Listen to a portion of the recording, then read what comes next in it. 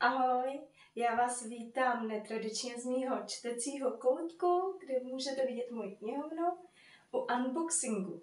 Nejprve vám ukážu, ne tak docela balíček, ale můj nákup v Luxoru, kde jsem si koupila tyhle dvě knížky. Je to teda Odeon, ta edice těch klasiků. Koupila jsem si, ani nevím, a pes Baskervilský. A rozhodla jsem se, že teda celou tuhle edici klasiků chci sbírat. Takže jsem si objednala další balíčky. Podíváme se, co tam máme. Ani nevím, jo, tohle je z knihobotu. Ani nevím, já si to nepamatuju, protože jsem si objednala úplně všechno najednou. Jak jsem byla nadšená, že chci tuhle edici sbírat, líbí se mi ty překlady. Já jsem vlastně sbírala tuhle edici z knih Dobrovský, těch klasiků, sbírala, mám dvě, jo. Ale četla jsem toho tuláka a bylo to příšerný. A pak jsem se dozvěděla, že ten tulák, který je přeložený právě tady v tom Odeonu, že je mnohem lepší. Takže jsem si řekla, že spíš, i když jako tohle taky vypadá v té knihovně docela dobře, ale ta druhá Odeon klasika, no já to tam dávat nebudu, protože to pak chci celý předělat, tenhle poch. Ten chci věnovat novým Odeon klasikám. A tady mám takhle světlo, jo. Takže se na to koukneme. Se to bude vysunout. Nejde to vysunout. Jak divně zabalený. Aha. A máme to tady. Takže já jsem úplně zapomněla, co tam je, jo. Takže tohle je z knihobotu. A je to Velký Gatsby. Co to vypadá? Tady je něco. Ale není to... Šamone, tady je ten roh umlousaný. No. Budu dělat, že to nevidím. Jako ono to naturálko asi ani není vidět, ne? No. Takže mám Velký Gatsby. A Petra a Lucii. Což je teda moje srdcovka, to miluju nejvíc na světě, tuhle knížku. Trošku, no, ono prostě tyhle obálky, které jsou papírové, hrozně trpí, no. Jako taky je vidět, že tady je kousek vyšrysovaný, je to prostě knihobot, no. Ale na druhou stranu zase bude to tam takhle. Bude to tvořit barevnou řadou, bude to hezké. Tak, takže to byl knihobot. Oni totiž na knihobotu teďka tam toho moc neměli tady z té edice. Pak jsem Euromedia Group, no, to mi toho poví. Asi knižní, z Martinosu mám ještě a knižního klubu, myslím, že to je. Nevím.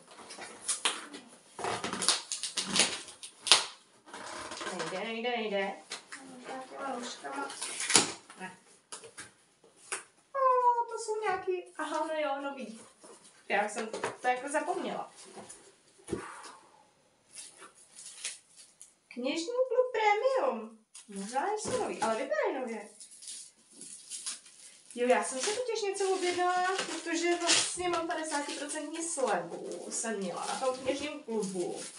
Protože kdokoliv se přidá na knižní klub, tak má 50% slevu na první vlastně objednávku. A já jsem si tam objednala právě něco z té edice. No vidíte, takže máme tady časopis. To má stejnou barvu. Jsem si úplně lekla, že mám jednu knížku dvakrát. Takže mám Utrpení mladého Vertra. Pak mám Miláčka. Miláčka jsem četla, miluju, skvělý. Pak mám vlastně od stejného autora, tak mám ještě Jeden život. A pak mám Nerozlučné. Už se to začíná rýsovat, jo. Bude se to muset přeskládat barevně, jako se mě to barevně nelíbí, ale uvidíme. A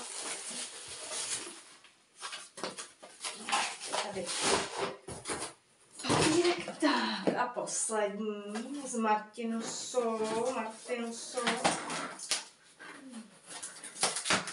Zkusím nějak. Top Secret, to je dobrý.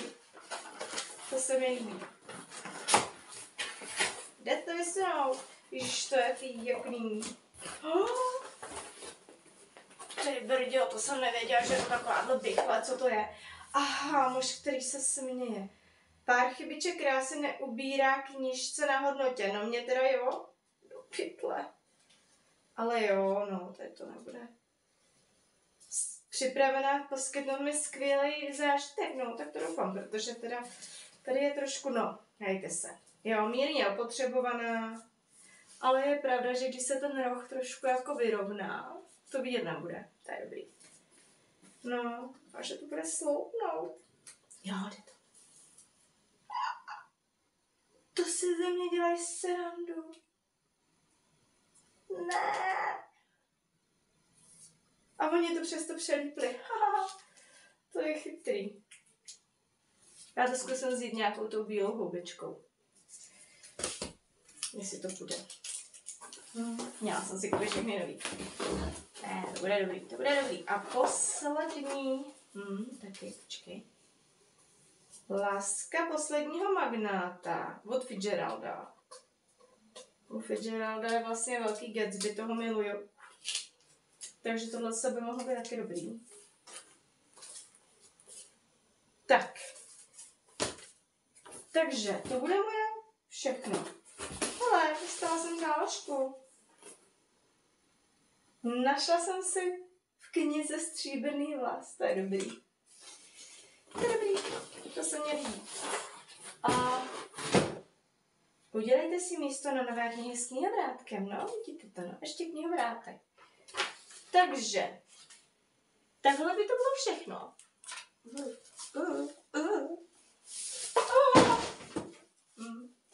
Padá to. Takhle by byla celá ta kupa. Vidíte to? To je barviček. No, a zkusím to naskládat nějak sem. Pak to musím ještě doplnit. Ale nevím, kam dám zrovna tu fialovou řadu. Možná místo ty bílý, tu bílou dolů. Nevím, jak to předělám, místo se vždycky najde. Zkusím to nějak přeskládat, aby to vypadalo líp. Podle barev, hezky podle odstínu. No, nějak to složím, takže tady máme. 1, 2, 3, 4, 5, 6. 10 knížek. Hezký číslo. Takže 10 knížek. Nových. Radost mám. Radost. Takže jdu to tam nějak složit.